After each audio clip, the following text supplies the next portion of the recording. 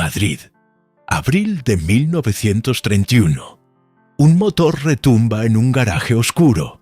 Alfonso XIII tira las llaves. No hay discursos, no hay despedidas. El rey de España huye por la puerta de atrás, mientras las calles estallan en gritos de república. 300 años de dinastía borbónica, tirados a la basura en una noche. La corona rodando por el suelo de un palacio vacío. España ya no tiene dueño. ¿O eso creían? ¿Cómo pasó esto? De dueños de medio planeta a fugitivos en horas. De ser borrados del mapa a recuperar el trono 40 años después de la mano de un dictador. La monarquía española no sobrevivió por ser fuerte. Sobrevivió porque aprendió a sangrar sin morir.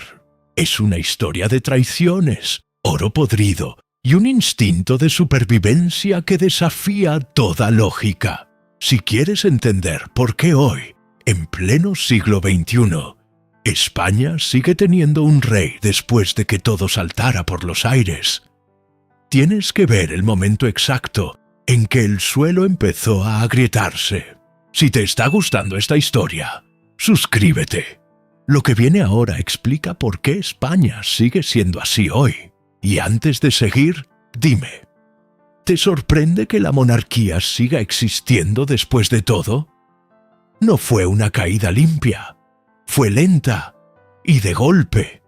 El aire pesaba, desgaste, desconfianza, un país harto de sostener una estructura vieja. Nadie creía que el final sería así, hasta que pasó.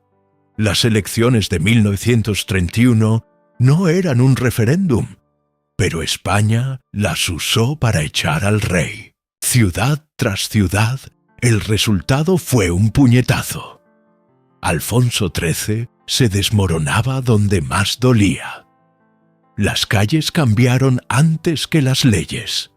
Banderas nuevas, gritos que antes daban miedo. Gente ocupando plazas intocables. No era política, era el sudor frío de una estructura pudriéndose. Y entonces, el portazo. Alfonso XIII no abdicó. No hubo discursos. Salió por la puerta de atrás. El frío de abril calaba. El motor retumbaba en el garaje mientras el rey huía hacia Cartagena. Atrás quedaba el palacio, pasillos con olor a moho. Sobre la mesa de noche, su pitillera de oro, brillante, a medio llenar. La miró de reojo antes de cerrar la puerta. Quizá pensó que volvería en unos días. O quizá, por primera vez, se dio cuenta de que ya no era el dueño ni de su propio tabaco. 3 siglos de dinastía vueltos herrumbre por las prisas de no morir linchado. La masa que antes rugía, ahora guardaba un silencio denso. Un vacío que nadie llenaba. Dejó las habitaciones llenas y el poder tirado en el suelo. Sin honor, sin pelea.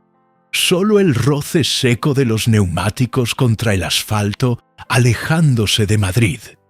Ese sonido crudo, sin música, sin épica, el final de un mundo.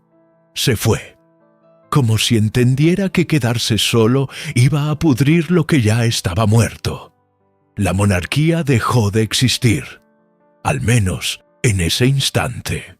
Lo que vino después no fue estabilidad, fue un salto al vacío, un volantazo a ciegas. Antes de todo eso, España no existía. Eran reinos, fronteras. El mismo olor a moho que siglos después asfixiaría a Alfonso XIII ya estaba ahí. En los pasillos, en las sábanas, el mismo brillo frío que Alfonso palparía en su pitillera de oro, ya pesaba en el sello real de los nuevos amos. Castilla por un lado, Aragón por otro. Desconfianza pura. La corona agonizaba, un paso en falso y la monarquía moría ahí mismo. fragmentada y olvidada, hasta que dos nombres rompieron el tablero: Isabel I de Castilla, Fernando II de Aragón. Olvida el romance. Fue cálculo frío. Aprendieron la lección. Para no morir, hay que transformarse. Matrimonio de poder. Supervivencia. Dos piezas que juntas esquivaban el abismo. No era una España completa, pero el muro entre esos dos mundos se agrietó. La guerra de siglos cambió de ritmo. Granada fue el cierre.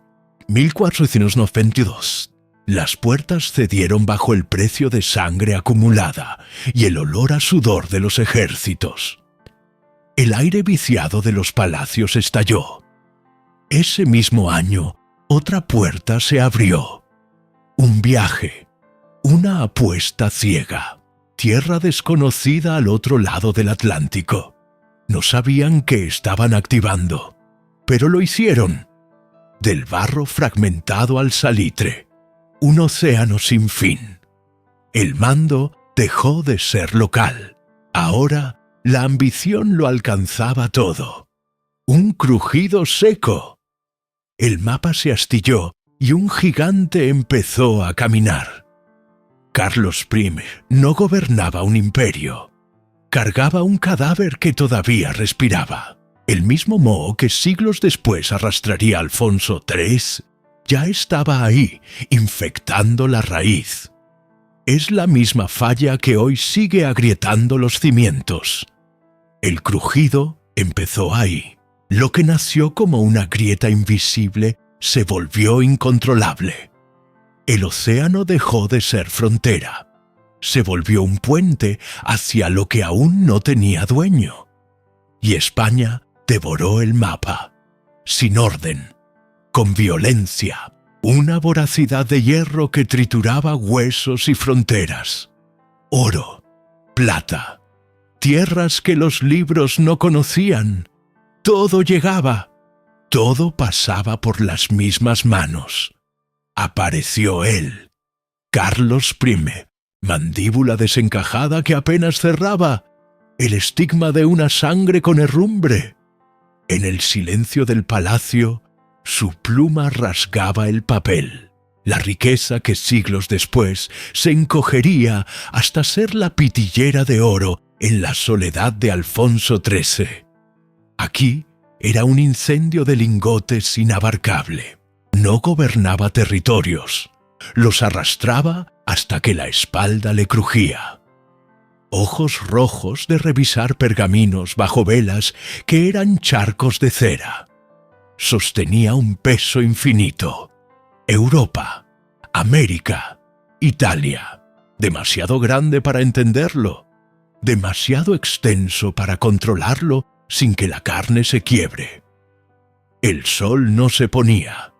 No era un eslogan, era una condena. Mantener algo así no era poder, era presión constante. Una orden firmada en Toledo tardaba meses en cruzar el mar. Cuando el sello de cera se rompía en las Indias, la realidad ya era otra. El papel olía a humedad y a tiempo perdido. Llegaba muerto, obsoleto, una logística imposible, un engranaje que no admitía errores. Y durante un tiempo no falló. España no solo dominaba, imponía. Pero cuanto más grande se hacía, más pesado se volvía el acero. El mismo impulso que la levantó empezó a tensarse. Demasiado territorio, demasiados enemigos. Un mapa que ya pesaba más que el hierro. Algo empezó a pudrirse. No de golpe, no a la vista de todos, pero ya estaba ahí. El oro de las Indias pertenecía a banqueros alemanes antes de tocar puerto. Los tercios, agotados, exigían pagas que no existían. La sombra de Francia y el turco acechaba cada grieta del mapa.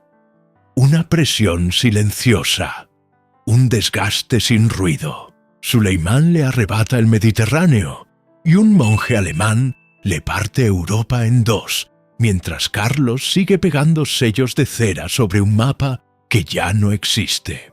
Esa falla estructural que no te tumba hoy, pero que, cuando revienta, no deja nada en pie. La falla no explotó de inmediato. Se extendió, como una grieta bajo tierra que nadie ve, pero que ya está partiendo todo por dentro. El imperio seguía en pie. Las banderas aún ondeaban. Los mapas todavía mostraban un dominio que parecía intacto, pero por dentro algo ya no encajaba. El oro seguía llegando, pero ya no alcanzaba.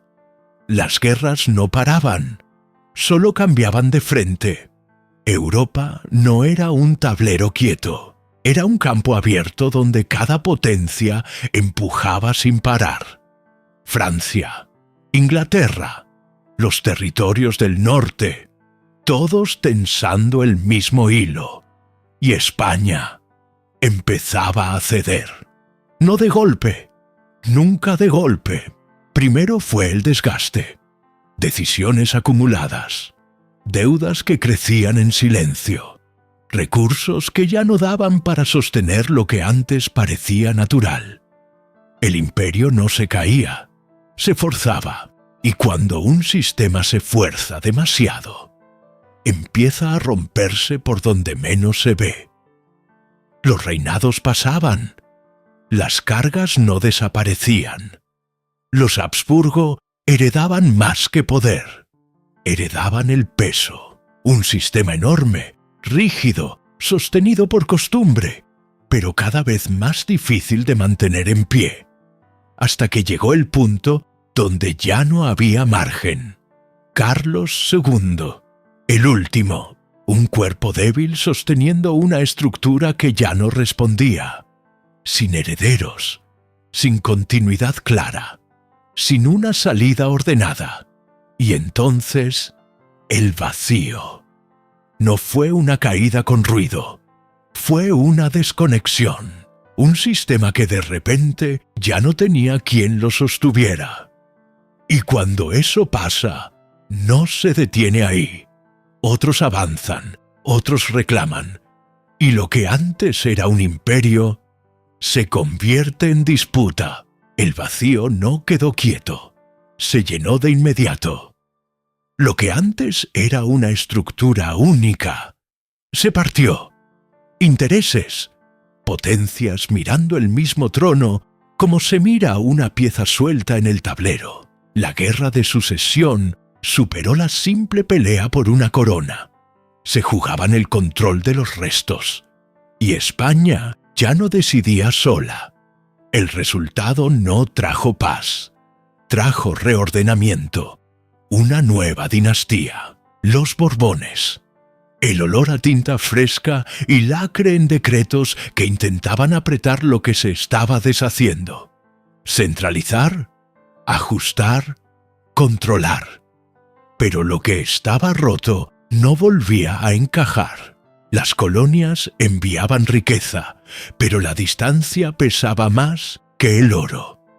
Las decisiones tardaban, las respuestas llegaban tarde, y lo que antes obedecía empezaba a moverse por cuenta propia.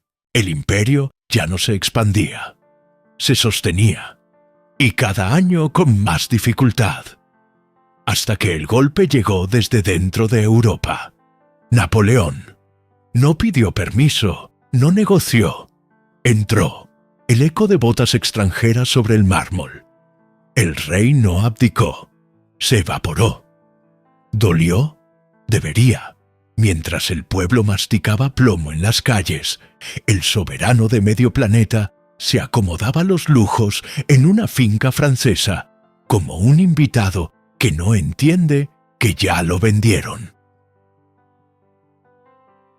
El trono dejó de ser el eje del mundo para convertirse en un mueble viejo acumulando polvo en un rincón. El poder dejó de ser claro. España no solo enfrentaba a un enemigo externo, enfrentaba una fractura interna, lealtades divididas, resistencia, caos. España era un cristal astillado, 1000 trozos cortando en direcciones distintas. Y mientras eso ocurría, al otro lado del océano, el olor a pólvora empezó a cruzar el Atlántico. Las colonias ya no esperaban órdenes, ya no miraban a Madrid como antes, se movían, una por una, y lo que durante siglos sostuvo el peso del imperio empezó a desangrarse en silencio. Más que un golpe final, aquello era una hemorragia lenta, imposible de detener. España no cayó en un día, se vació por dentro hasta quedar seca. El vacío fue total. Nadie movió un dedo por el trono, ni un disparo, ni un grito de lealtad. La corona no cayó por un golpe, se desvaneció porque el hechizo se había roto. Ese fue el error fatal, confundir la huida del rey con la muerte de su sombra. La República devoró el espacio. Cambiaron las placas de las calles, cosieron banderas nuevas y celebraron en las plazas. Pero la euforia es la mejor venda para los ojos. Mientras Europa miraba de reojo, esperando el colapso del vecino, Madrid jugaba con fuego sobre un suelo podrido. Creyeron que el papel y los discursos bastaban para borrar siglos de inercia. No arrancaron la raíz, solo cortaron la flor. Y las raíces que no se ven son las que terminan reventando el asfalto. La monarquía se hizo humo, pero el humo asfixia si te encierras con él. Lo que venía no era la calma, era la misma rabia de siempre, pero sin frenos, más tensa, sin árbitro, mucho más peligrosa. Sin la corona, el peso no se fue, solo cambió de forma. El sistema era otro, los nombres eran otros, pero el aire empezó a oler a pólvora y barricada. La República no nació débil, nació sobre un suelo de cristales rotos, y lo que está roto, corta. Las costuras que antes aguantaban, reventaron. Calles que apretaban los dientes, posturas de granito, un país tirando de una cuerda que ya estaba al límite. No había un eje, cada parte empujaba hasta que el metal empezó a ceder. El ruido subió de tono. No fue un trueno, fue un crujido constante, hasta que el hueso se partió. La guerra no estalló de golpe. Fue la gangrena de cada decisión que nadie quiso tomar. Y cuando el impacto llegó, ya no había estructura que lo aguantara. Después, el poder volvió a cerrarse. El puño que cerró la herida, pero detuvo el corazón. Sin las mismas reglas, pero con el mismo nudo en la garganta. El sistema se volvió de alambre de espino, rígido, ciego, sordo. Francisco Franco. España no volvió atrás. Se convirtió en una cicatriz dura, un orden que existía, porque nadie se atrevía a respirar fuerte, y en medio de todo, la monarquía seguía sin estar, o al menos sin dejarse ver. Pero la historia ya había dejado el rastro. Desaparecer no es lo mismo que dejar de existir. El silencio no era paz, era el crujido del metal a punto de quebrarse. Durante años nada se movía. España era una olla a presión con la válvula soldada, sin grietas, sin oxígeno. Pero lo que no se dobla, estalla. El tiempo pasaba lento, con olor a naftalina y despacho cerrado, hasta que el peso se dio. No hubo una explosión de ruido, hubo un vacío. La mano de hierro que apretaba el cuello del país se quedó fría, y el sistema quedó en carne viva, sin manual de instrucciones. sin una transición limpia. Solo una pieza guardada en la oscuridad.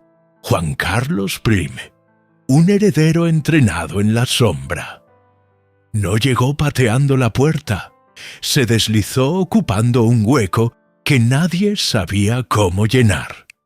El pasado pesaba como un abrigo de plomo, pero el movimiento fue quirúrgico. En lugar de apretar el nudo, empezó a soltar los hilos, despacio, midiendo el aire, un ajuste que no rompía el motor, pero cambiaba el sentido de la marcha. El sistema mutó. No hacia lo que fue, hacia algo híbrido. Una corona que ya no aplastaba, que no dictaba el pulso, pero que volvía a mover las piezas en un tablero que ya no era el mismo. El retorno fue otro. La forma cambió. El peso absoluto se evaporó y el control directo perdió el aliento, convirtiendo la imposición bruta en una reliquia del pasado. La monarquía salió del centro del escenario, pero se niega a salir del teatro. Solo cambió de asiento, dejó de mandar, empezó a sostener un símbolo, un punto fijo en un sistema que ahora gira en otra rotación.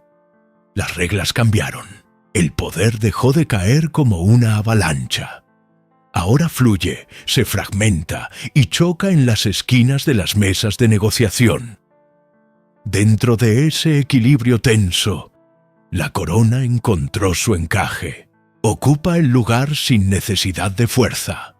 Es la pieza que dejó de empujar el juego, pero impide que el tablero se vuelque. Felipe VI. Gobierna poco, decide aún menos, pero ocupa el espacio, y ese estar explica todo el juego. Guerras, caídas y abismos casi lo devoraron todo, pero la supervivencia no llegó con un grito. Llegó con la metamorfosis.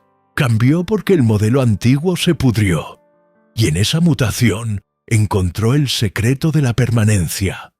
Menos peso, más presencia.